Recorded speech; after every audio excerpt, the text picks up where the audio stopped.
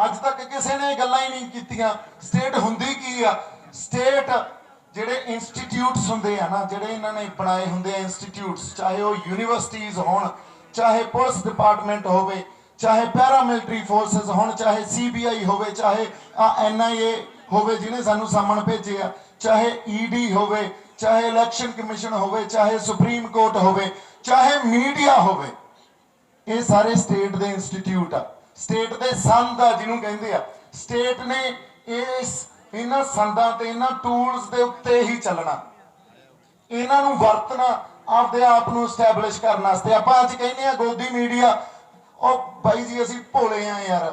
ਜਦੋਂ ਕਾਂਗਰਸ ਸੀ ਆ ਮੀਡੀਆ ਉਹਨਾਂ ਨਾਲ ਭੁਗਤਦਾ ਹੁੰਦਾ ਸੀ ਤੇ ਸੰਤ ਜਰਨੈਲ ਸਿੰਘ ਭਿੰਡਰਾਂ ਵਾਲਿਆਂ ਨੂੰ ਟੈਰਰਿਸਟ ਦੱਸਦੇ ਆ। ਇਹ ਦੱਸੋ, ਇਹ ਅੱਜ BJP ਆ ਤਾਂ ਮੀਡੀਆ ਇਹਨਾਂ ਵੱਲ ਭੁਗਤਦਾ। आई बाकी ਜਿਹੜੇ ਸੰਦਾ ਸਟੇਟ ਦੇ ਸਾਡਾ ਬਹੁਤ ਵੱਡਾ ਉਹਦੇ ਚ ਵਿਸ਼ਵਾਸ ਜਤਾਇਆ ਜਾਂਦਾ। ਸਾਨੂੰ ਐਂ ਲੱਗਦਾ ਵੀ ਜੋ ਪੜਾਇਆ ਜਾਂਦਾ ਉਹੀ ਆਖਰੀ ਸੱਚ ਆ, ਜੋ ਸੁਪਰੀਮ ਕੋਰਟ ਤੋਂ ਆ ਗਿਆ ਉਹੀ ਆਖਰੀ ਸੱਚ ਆ, ਜੋ ਪੁਲਿਸ ਨੇ ਕਹਿਤਾ ਤਫਤੀਸ਼ ਕਰਕੇ ਉਹੀ ਆਖਰੀ ਸੱਚ ਆ। ਉਹ ਆਖਰੀ ਸੱਚ ਨਹੀਂ ਆ, ਉਹ ਝੂਠ ਆ ਐਕਚੁਅਲੀ।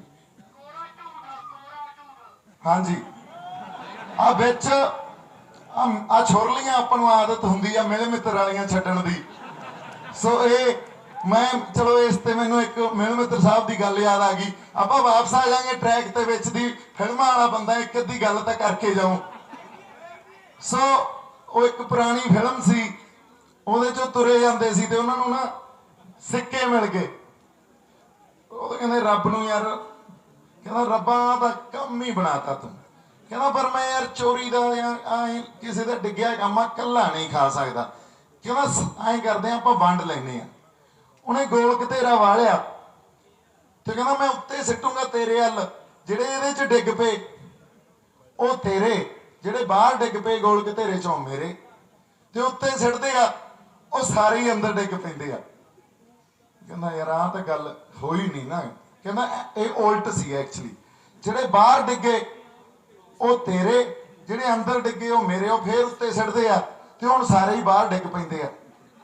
ਫਿਰ ਉਹ ਕਹਿੰਦੇ ਯਾਰ ਆਏ ਆ ਵੀ ਤੂੰ ਜੇ ਮੈਨੂੰ ਦਿੱਤੇ ਆ ਤਾਂ ਕੋਈ ਸੋਚ ਕੇ ਹੀ ਦਿੱਤੇ ਹੋਣੇ ਆ, ਮੈਂ ਐਵੇਂ ਚੱਕਰਾਂ 'ਚ ਪਈ ਫਿਰਦਾ, ਚੱਕ ਕੇ ਜੇਲ੍ਹ 'ਚ ਪਾ ਲੈਂਦੇ ਆ ਤੇ ਤੁਰ ਲੈਂਦੇ। ਸੋ ਜਿਹੜੀ ਗੱਲ ਆ ਅਸਲ ਇਹ ਸਾਡੇ ਨਾਲ ਅੱਜ ਤੱਕ ਐਂ ਹੀ ਹੋਈ ਆ। ਜਿਹੜੇ ਸਾਡੇ ਆਗੂ ਆ ਨਾ, ਮਾੜੀ ਮੋਟੀ ਉਹਨਾਂ 'ਚ ਰਹੀ ਆ ਕਿਤੇ ਨਾ ਕਿਤੇ ਵੀ ਉਹਨਾਂ 'ਚ ਆਤਮਾ ਤੋਂ ਸੁਣਦੇ ਆ ਮਾੜੀ ਮੋਟੀ ਆਵਾਜ਼। ਥੋੜੀ ਦੇਰ ਬਾਅਦ ਉਹ ਆਤਮਾ ਦੀ ਆਵਾਜ਼ ਕਹਿੰਦੀ ਹੈ ਨਹੀਂ ਬਾਈ ਇੱਧਰ ਨੂੰ ਨਹੀਂ ਜਾਣਾ, ਇੱਧਰ ਨੂੰ ਤੁਰ ਪਾ। ਇੱਧਰ ਨੂੰ ਜਾਣਾ ਉਹਨਾਂ ਦੇ ਲੋਟ ਨਹੀਂ ਆਉਂਦਾ। ਉਹ ਕਹਿੰਦਾ ਚਲੋ ਮੈਨੂੰ ਜੇ ਕੋਈ ਆਗੂ ਬਣਾਇਆ ਤਾਂ ਤੂੰ ਸੋਚ ਕੇ ਹੀ ਬਣਾਇਆ, ਹੁਣ ਮੈਂ ਮਨ ਮਰਜ਼ੀ ਹੋਈ ਕਰ ਲੈਣਾ। ਸੋ ਗੱਲ ਐਂ ਹੁੰਦੀ ਰਹੀ ਆ। ਹੁਣ ਮੈਂ ਜਦੋਂ ਸੰਗਤ 'ਚ ਬੈਠਾ ਸੀ, ਕਿਉਂ ਬੈਠਾ ਸੀ? ਦੇਖੋ ਚਲੋ ਆਪਾਂ ਸਾਰੇ ਹੀ ਜਜ਼ਬਾਤੀ ਬੰਦੇ ਆ, ਸਾਡੇ ਜਜ਼ਬਾਤ ਪੰਜਾਬ ਹਰਿਆਣਾ ਸਾਰੇ ਅਸੀਂ ਜਜ਼ਬਾਤੀ ਬੰਦੇ ਆ। ਆ ਜਜ਼ਬਾਤਾਂ ਦੇ ਆਧਾਰ ਤੇ ਤਾਂ ਇੱਥੇ ਬੈਠੇ ਆ ਨਾ, ਕੋਈ ਨਾ ਕੋਈ ਚਿਣਗ ਉਹ ਜਜ਼ਬਾਤਾਂ 'ਚ ਹੀ ਸਾਡੇ ਲਾਈ ਹੋਈ ਹੈ ਨਾ ਰਹਿਬਰਾਂ ਨੇ, ਗੁਰੂਆਂ ਨੇ। ਜੇ ਅਸੀਂ ਇੱਥੇ ਬੈਠੇ ਆ ਅੱਜ ਤੱਕ, ਸਾਡੇ ਹਮੇਸ਼ਾ ਬੰਦੇ ਇਹੀ ਰਹਿੰਦੇ ਰਹੇ ਤੇ ਅਸੀਂ ਇੱਥੇ ਹੀ ਮਾਤ ਖਾਂਦੇ ਰਹੇ ਵੀ ਸਟੇਜ ਤੇ ਚੜ ਜਾਓ ਬਾਈ, ਤੁਸੀਂ ਵੀ ਬਾਈ ਸਟੇਜ ਤੇ ਆਓ, ਸਟੇਜ ਤੇ ਆਓ, ਸਟੇਜ ਤੇ ਆਓ।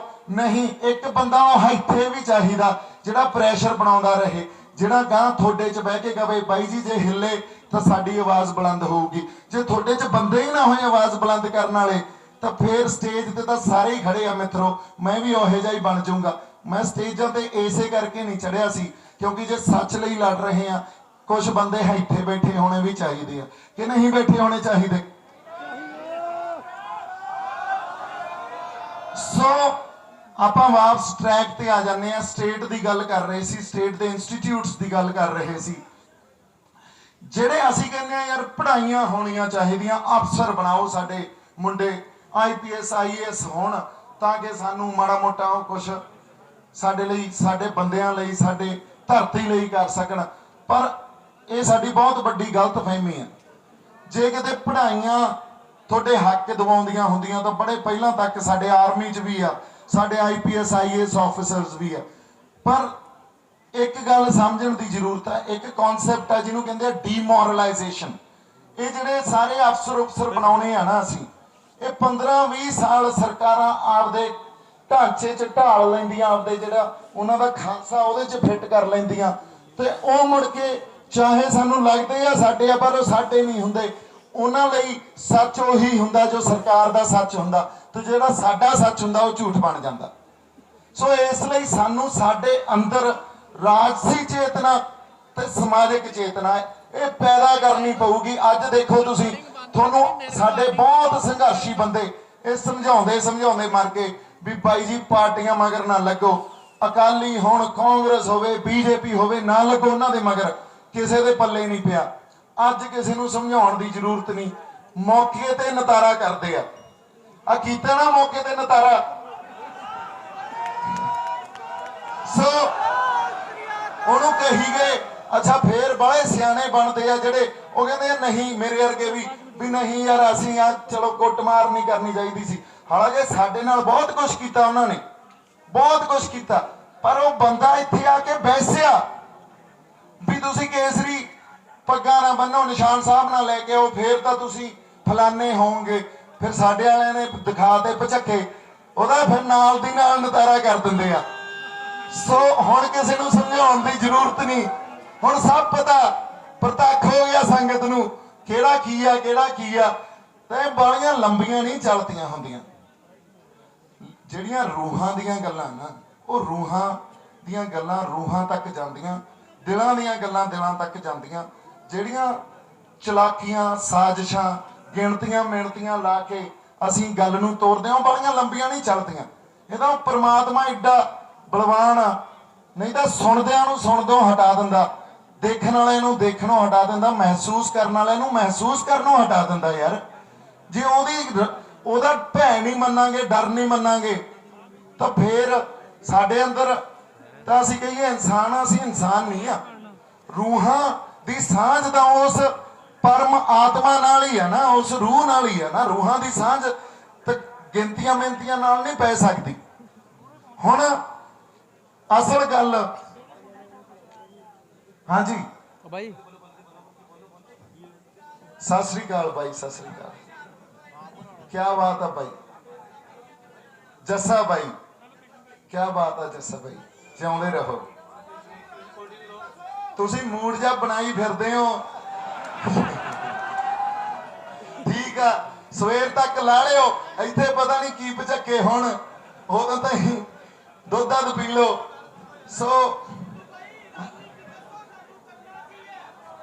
ਹੁਣ ਕੱਲ ਦਾ ਪ੍ਰੋਗਰਾਮ ਤੇ ਆਉਣੇ ਆ ਆਪਾਂ, ਜਗ੍ਹਾ ਤੇ ਟਾਈਮ। ਜਿਹੜੀ ਗੱਲ ਇਹ ਆ, ਦੇਖੋ ਮੈਂ ਪਹਿਲਾਂ ਵੀ ਕਿਹਾ ਸੀ, ਸਾਡਾ ਏਕਾ ਨਾ ਟੁੱਟੇ, ਅਸੀਂ ਏਕਾ ਨਹੀਂ ਤੋੜਨਾ, ਹਨਾ।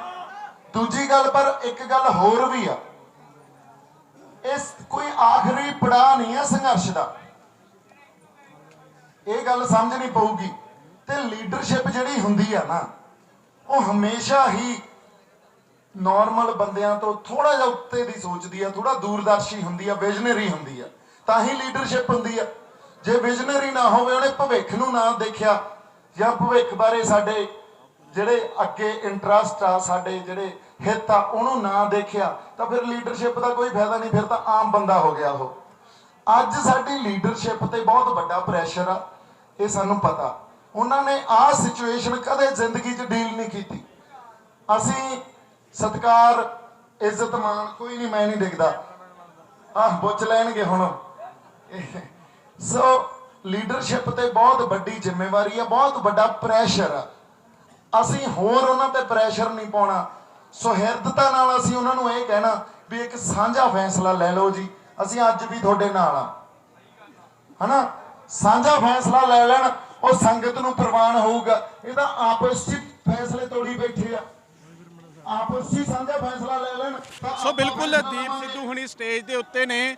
ਦੀਪ ਸਿੱਧੂ ਹੁਣਾਂ ਨੇ ਨੌਜਵਾਨਾਂ ਨੂੰ ਸਮਝਾਉਣ ਦੀ ਕੋਸ਼ਿਸ਼ ਕੀਤੀ ਹੈ ਕਿ ਜਿਹੜਾ ਰੂਟ ਕਿਸਾਨ ਆਗੂਆਂ ਨੇ ਦਿੱਤਾ ਹੈ, ਕਿਸਾਨ ਜਥੇਬੰਦੀਆਂ ਨੇ ਦਿੱਤਾ ਹੈ, ਆਪਾਂ ਉਸੇ ਰੂਟ ਦੇ ਉੱਤੇ ਚੱਲੀਏ, ਉਸੇ ਰੂਟ ਦੇ ਉੱਤੇ ਹੀ ਕਿਸਾਨ ਆਗੂਆਂ ਦੇ ਨਾਲ ਹੱਥ ਤੇ ਨਾਲ ਹੱਥ ਮਿਲਾ ਕੇ ਮਾਰਚ ਦੇ ਵਿੱਚ, ਪਰੇਡ ਦੇ ਵਿੱਚ ਹਿੱਸਾ ਲਈਏ, ਤਾਂ ਜੋ ਇਕਜੁੱਟਤਾ ਦਾ ਜਿਹੜਾ ਸਬੂਤ ਹੈ ਉਹ ਦਿੱਤਾ ਜਾਵੇ। ਕਿਉਂਕਿ ਜੇਕਰ ਕੱਲ ਦੀ ਕਿਸਾਨ ਪਰੇਡ ਦੇ ਵਿੱਚ ਇਕਜੁੱਟਤਾ ਦਾ ਸਬੂਤ ਇੱਥੇ ਇਕੱਠੇ ਹੋਏ ਲੋਕ ਦਿੰਦੇ ਨੇ, ਤਾਂ ਆਉਣ ਵਾਲੇ ਸਮੇਂ ਦੇ ਵਿੱਚ ਕੇਂਦਰ ਸਰਕਾਰ ਦੇ ਲਈ ਇਹ ਇਕੱਠ ਤੇ ਇਹ ਏਕਤਾ ਵੱਡਾ ਮੁਸ਼ਕਲ ਦਾ ਸਬੱਬ ਬਣ ਸਕਦੀ ਹੈ। ਸੋ ਕੁਝ ਨੌਜਵਾਨਾਂ ਵੱਲੋਂ ਇਹ ਗੱਲ ਆਖੀ ਗਈ ਸੀ ਕਿ ਅਸੀਂ ਰਿੰਗ ਰੋਡ ਤੱਕ ਜਾਵਾਂਗੇ। ਅੱਜ ਸਿੰਘੂ ਦੀ ਸਟੇਜ ਦੇ ਉੱਤੇ ਵੀ ਕਈ ਤਰ੍ਹਾਂ ਦਾ ਹੰਗਾਮਾ ਹੋਇਆ, ਦੀਪ ਸਿੱਧੂ ਨੂੰ ਲੈ ਕੇ ਗੱਲਾਂ ਹੋਈਆਂ। ਸੋ 2 ਮਹੀਨਿਆਂ ਦੇ ਵਿੱਚ ਇਹ ਪਹਿਲੀ ਵਾਰ ਹੈ ਕਿ ਦੀਪ ਸਿੱਧੂ ਹੁਣੀ ਵੀ ਇਸ ਸਟੇਜ ਦੇ ਉੱਤੇ ਬੋਲ ਰਹੇ ਨੇ। ਹਾਲਾਂਕਿ ਉਹ ਪਹੁੰਚੇ ਇਹਨਾਂ ਨੌਜਵਾਨਾਂ ਨੂੰ ਸ਼ਾਂਤ ਕਰਵਾਉਣ ਦੇ ਲਈ ਸੀ, ਜਿਨ੍ਹਾਂ ਵੱਲੋਂ ਇਹ ਮੰਗ ਕੀਤੀ ਗਈ ਸੀ ਕਿ ਦੀਪ ਸਿੱਧੂ ਨੂੰ ਸਟੇਜ ਦੇ ਉੱਤੇ ਸਮਾਂ ਦਿੱਤਾ ਜਾਵੇ। ਤੇ ਨਾਲ ਦੇ ਨਾਲ ਦੀਪ ਸਿੱਧੂ ਹੋਣਾ ਨੇ ਇੱਥੇ ਆ ਕੇ ਖਾਸ ਤੌਰ ਦੇ ਉੱਤੇ ਨੌਜਵਾਨਾਂ ਨੂੰ ਇਹੀ ਸਮਝਾਇਆ ਹੈ ਕਿ ਕਿਸਾਨ ਆਗੂਆਂ ਦੇ ਵੱਲੋਂ ਤੈਅ ਕੀਤੇ ਗਏ ਰੂਟ ਦੇ ਉੱਤੇ ਹੀ ਮਾਰਚ 'ਚ ਹਿੱਸਾ ਲਿਆ ਜਾਵੇ। ਸਹਿਯੋਗੀ ਕੁਲਦੀਪ ਦੇ ਨਾਲ ਮੈਂ ਸੁਖ ਸੋਹਲ, ਔਨ 에ਅਰ ਟੀਵੀ।